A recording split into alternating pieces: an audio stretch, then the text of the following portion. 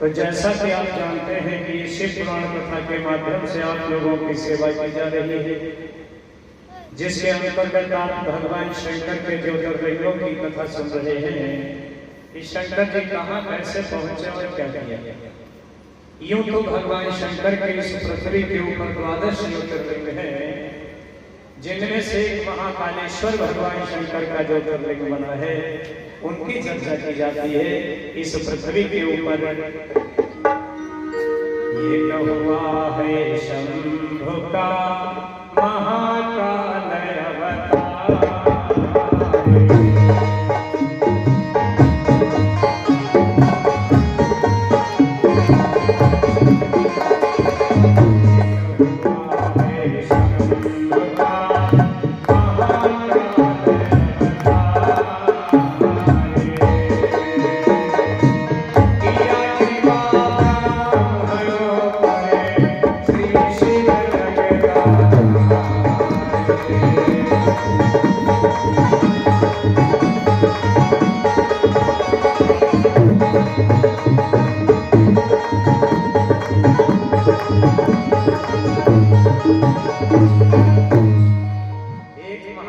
अवतार, भगवान शंकर का ज्योतिर्लिंग बना है, जो अवंती नगरी में ब्राह्मणों के ऊपर परम अनुग्रह करके भगवान भोले शंकर का प्रकट हुआ, उनकी चर्चा की जाती है। दक्षिण एक नगरी है अवंती, जिसे आजकल उज्जैन कहा जाता है। एक समय की बात है कि उस अवंती नगरी में है दिव्य सुंदर नगरी, जिसका शुभ नाम अवंती है।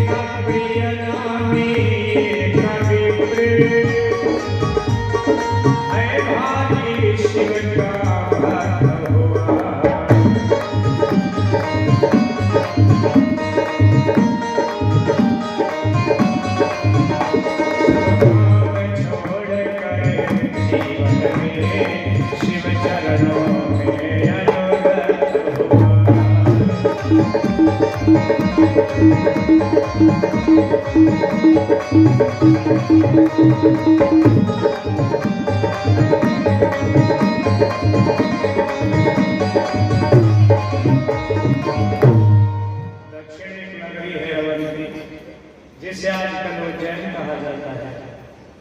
एक समय की बात है, उस अवंती नगरी में एक वेदप्रिय नाम का ब्राह्मण पैदा हुआ। यूं तो अवंती नगरी में सभी ब्राह्मण ही निवास करते हैं और बड़े ही सज्जन हैं, किंतु उसी नगरी में एक वेदप्रिय नाम का ब्राह्मण पैदा हुआ, जो धर्मशील, विचारशील, ज्ञानशील, बड़ा ही धर्मात्मा है, भगवान शंकर का परम भक्त है। उसने जीवन में भगवान शंकर की सेवा भक्ति के सिवा कभी कोई कार्य ही नहीं किया है। सर्वदा भगवान शंकर के पूजन में अनुरक्त रहा करता है, प्रेम पूर्वक निवास करता है। भोले शंकर की कृपा से वो सर्वथा सुखी था। किंतु उसी समय की बात है, इस पृथ्वी के ऊपर भगवान भोले शंकर की कृपा से उस ब्राह्मण के घर में 4 पुत्र पैदा हुए। 4 पुत्र उसके हुए, विद्या बुद्धि निधान, देवी सब शिव उपासक जग में हुए महान।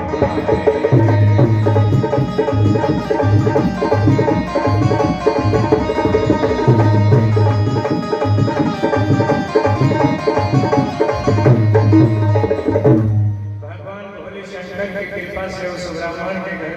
पुत्र पैदा हुए, किंतु वो भी बचपन से पिता की तरह भगवान शंकर के ही उपासक बने।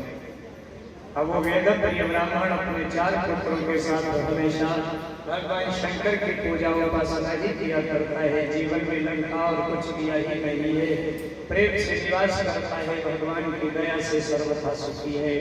किंतु उसी समय की बात है कि इस पृथ्वी के ऊपर एक महान प्रबल दूषण नाम का दैत्य पैदा हो गया। कहा गया है दूषण नामी एक दैत्य राज अभिमानी था, तो विचारी था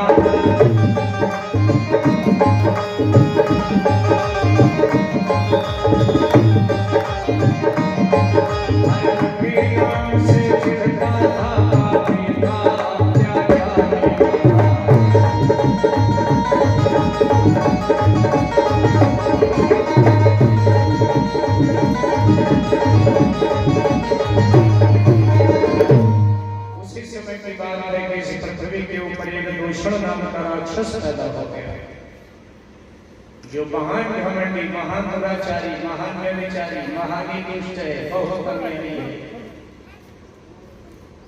धर्म का कट्टर विरोधी है। कहीं भी यज्ञ हवन पूजन का नाम सुनता तो उसे प्रेम होने लगता, दर्द पैदा हो जाता। यूं मानिए एक तरह से पृथ्वी से उसने धर्म शास्त्र का उन्मूलन कर दिया है, मिटा कर रख दिया है।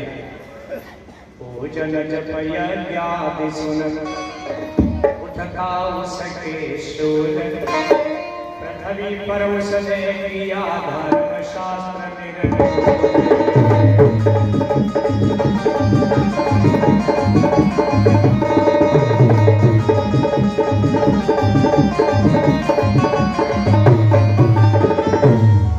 कहीं भी यज्ञ हवन पूजन का नाम सुन लेता तो उसे प्रेम होने लगता, धर्म पैदा हो जाता। यूं मान के एक तरफ से उसने एक तरह से पृथ्वी के ऊपर धर्मशास्त्र का उन्मूलन कर दिया है, मिटा कर रख दिया है। कहीं भी कोई धर्म कार्य होता हुआ देख लेता, अरे तो उससे दर्द पैदा हो जाता। उस दूषण जैसे राजा के राज्य में इस तरह से कहीं सांग लगा करके कथा हो सकती थी, बहुत मुश्किल काम। एक बार उसने अपनी सारी सेना सजवाई और पूरी पृथ्वी पर भ्रमण करता है कि देखें कहीं कोई शुभ कार्य तो नहीं होता। जहां कहीं किसी को शुभ धर्म कार्य में संलग्न देखता है, तुरंत उसे नष्ट भ्रष्ट कर देता है। सारी सेना सजवा करके पूरी दुनिया की सर्वे करता है। इसी बीच उसको ये पता चला इस अवंती नगरी में सारे ब्राह्मण ही रहते हैं और वो हमेशा धर्म कार्य ही किया करते हैं। कहता ये ब्राह्मण ही मेरे सबसे बड़े विरोधी हैं, पहले इन्हीं को नष्ट करता हूँ। सारी दुनिया के सर्वे करता है, पूरी दुनिया में घूमता है। जब उसे अवंती में पता चला कि सारे ब्राह्मण ही रहते हैं, कहा गया है ये कपार सभी सेना करे सारी पृथ्वी पर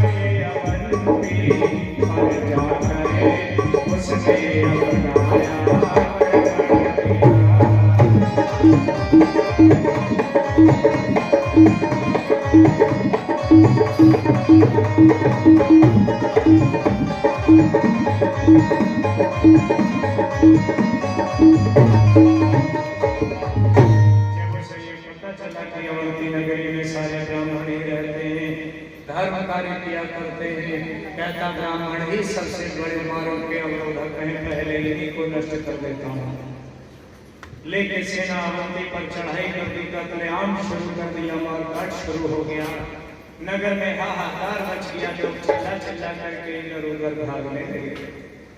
नगरी में हाहाकार मचा घबरा उठे जनता मन में।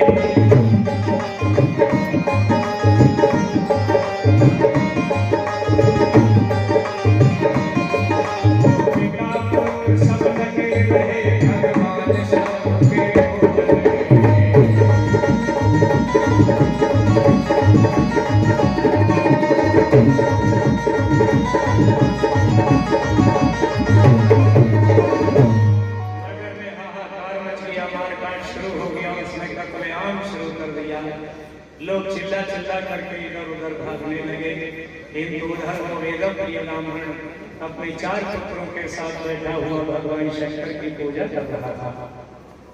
ग्रामवासी भागते हुए पहुंच गए, बोले हे ब्राह्मण देवता, डर से अपने मरने के बाद दुनिया में प्रलय ही दिखाई देती है, जान है तो सहाल है, जिंदगी है तो सब कुछ है। जितनी जल्दी हो सके ये पूजा छोड़ दीजिए, भाग जाइए, अपने प्राणों की रक्षा कर लीजिए, क्योंकि पूजा तो रोज ही की है। पूजा फिर कर लेना करके प्राणों की रक्षा कर लो, जितनी जल्दी हो सके ये पूजा छोड़ो और भाग। ब्राह्मण ने सुना हुआ क्या, कहने लगे तुम पूजा में संलग्न हो, तुम्हें क्या पता, शायद तुम्हें मालूम नहीं है, दूषण राक्षस सेना लेकर के आ गया है। ग्रामीण भया तुर बोल उठे, भागो यार प्राण बचाओ यार।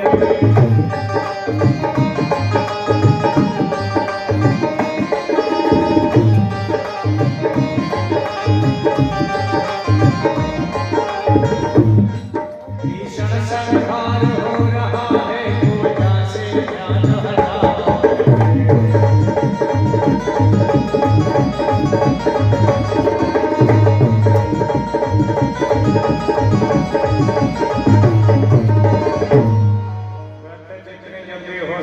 पूजा छोड़िए और भाग जाइए, अपने प्राणों की रक्षा कर लीजिए, पूजा फिर बाद में कर लेना। भोले शंकर कहीं जाने वाले नहीं है।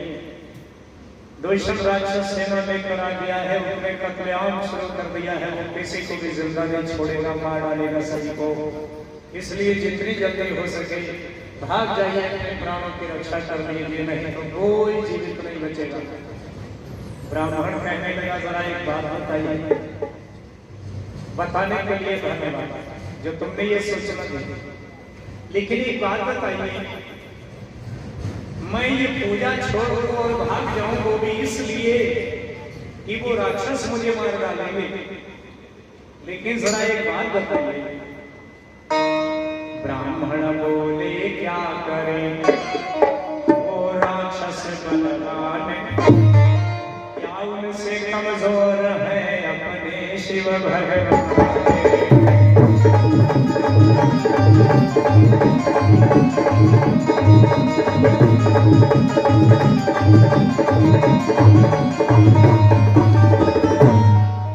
कहने लगे उन राक्षसों के डर से हम ये पूजा छोड़े और भाग जाए। लेकिन जरा एक बात बताइए, विचार कीजिए, जिन भगवान शंकर की मैं पूजा कर रहा हूँ, क्या वो भगवान शंकर उन राक्षसों से भी कह देते हैं जो उनके डर से ये पूजा छोड़ दूं और भाग जाऊं? या मेरे भगवान शंकर में इतना भी बल नहीं है, इनकी इतनी भी क्षमता नहीं है जो उनसे मेरी रक्षा कर सके? और अगर नहीं कर सके तो फिर पूजा करने का लाभ क्या है? देखिए, दृढ़ विश्वास है उससे, दृढ़ विश्वास, और विश्वास सब फल है। कवने उससे भिन्न भिन्न विश्वास।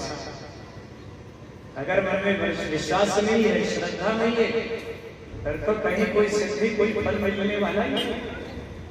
दृढ़ विश्वास है।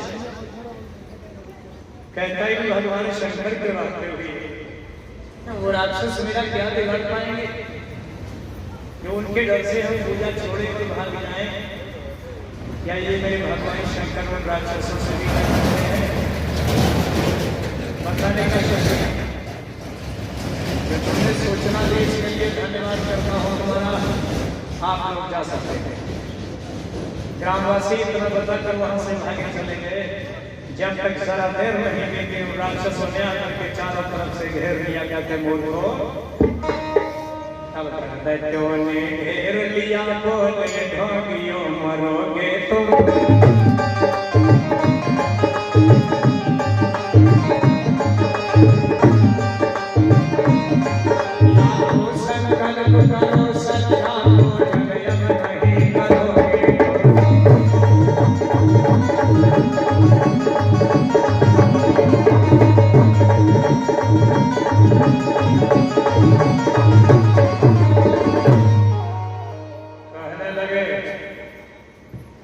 राक्षसों ने आकर के घेर लिया, कहने लगे निश्चित ही तुम मारे जाओगे, इसमें तनिक भी संदेह नहीं है।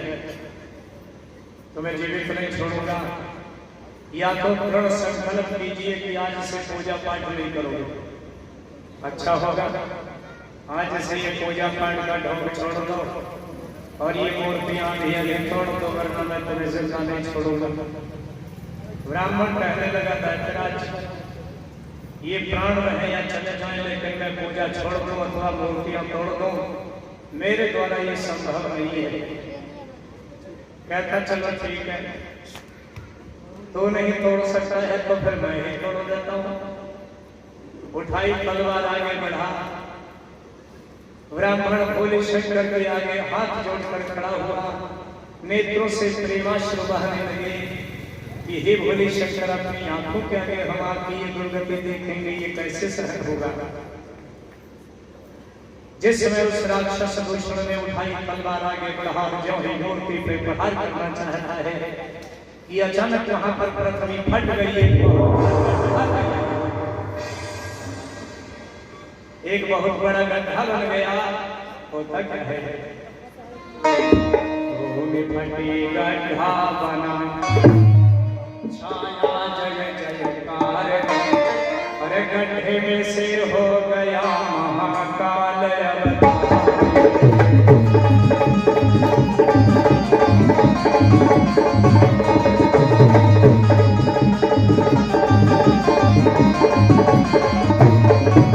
पृथ्वी फट गई, एक बहुत बड़ा गड्ढा बन गया, उसी गड्ढे में से महाकाल रूप धारण करके भगवान भोले शंकर का प्राकट्य हो गया।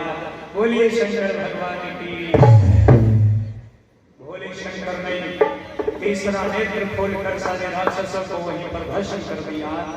ब्राह्मणों के सिर पे हाथ रखा कि धन्य हो ब्राह्मण देखा, प्राणों की बाजी लगा कर भी तुमने पूजा करना नहीं छोड़ा। मैं तुम पर आज प्रसन्न हुआ, इस श्रद्धा पर, इस भक्ति पर मैं तुम पर आज प्रसन्न हुआ, इतनी सच्ची अनुरक्ति पर कमाल कर दिया। तुमने प्राणों की बाजी लगा कर भी पूजा करना नहीं छोड़ा। तुम्हारी श्रद्धा, भक्ति, आस्था और विश्वास को देखकर हम अतीत संतुष्ट हुए, बहुत प्रसन्न है। जो इच्छा हो हमसे वरदान मांग लो। तो ब्राह्मण कहने लगा, महाराज वरदान क्या मांगे? आपका भजन पूजन करने के लिए ये प्राण शेष है, प्रसन्नता है कि निर्विघ्न मैं आपका पूजन कर सकूंगा, मेरे लिए यही पर्याप्त है महाराज, और मैं क्या मांगू? तो भगवान शंकर कहने लगे, देखिए मेरा वाक्य कभी अन्यथा नहीं होता, इसलिए जो इच्छा हो वरदान मांगिए, मैं तुमसे प्रसन्न हूँ।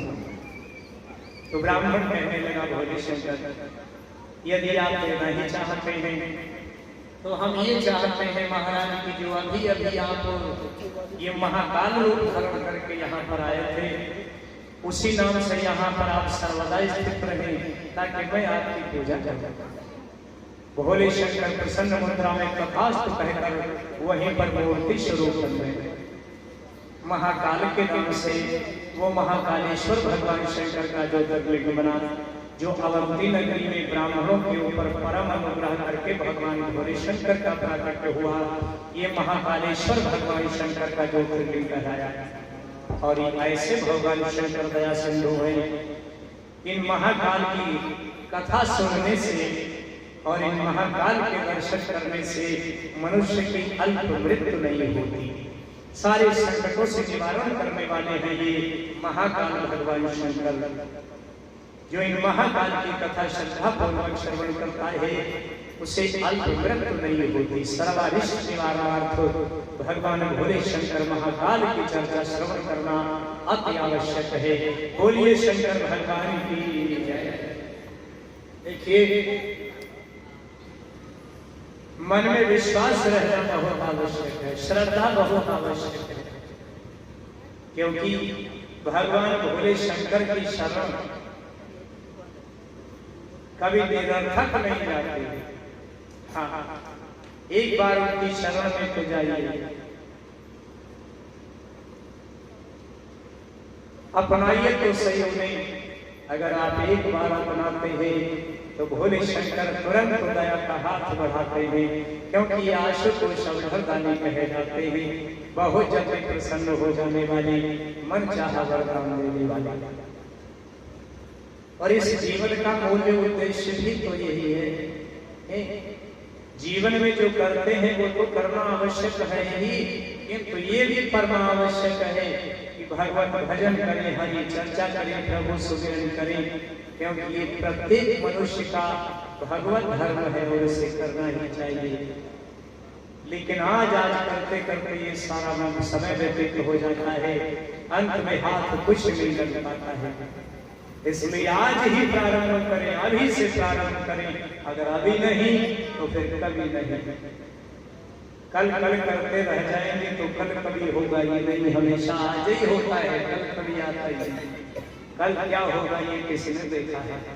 कौन जानता है कि कल क्या होगा? क्योंकि ये क्षण भंगुर शरीर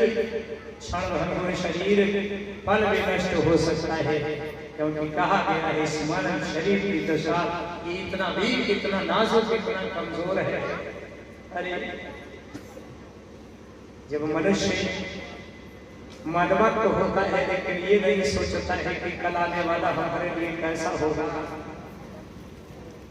ये तो क्षण भंगुर शरीर है, क्षण में नष्ट हो जाता है, सारा बल उतर जाता है, नहीं मालूम कहाँ जाता है जब मनुष्य काल के वशीभूत होता है। क्योंकि कहा गया है कि ये मानव शरीर है क्या, जरा विचार कर। अरे ये तन तेरा बना बुलबुला पानी का, कुछ नहीं इसमें, कुछ नहीं। ये तन तेरा बना बुलबुला पानी का, उतर जाए तो दिन में नशा जवानी का। ये तन तेरा बना बुलबुला पानी का, उतर जाए तो दिन में नशा जवानी का।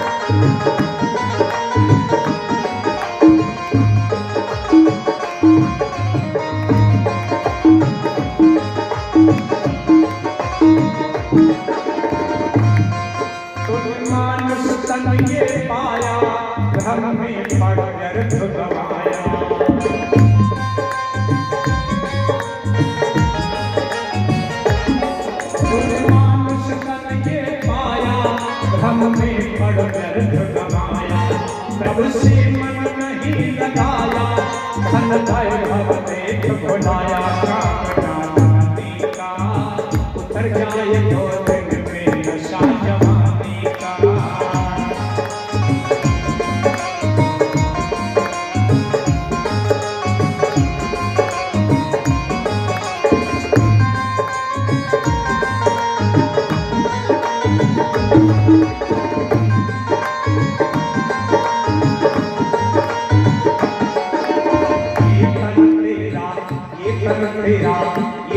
तेरा बना जवानी का उतर जाए तो दिन में नशा जवानी का।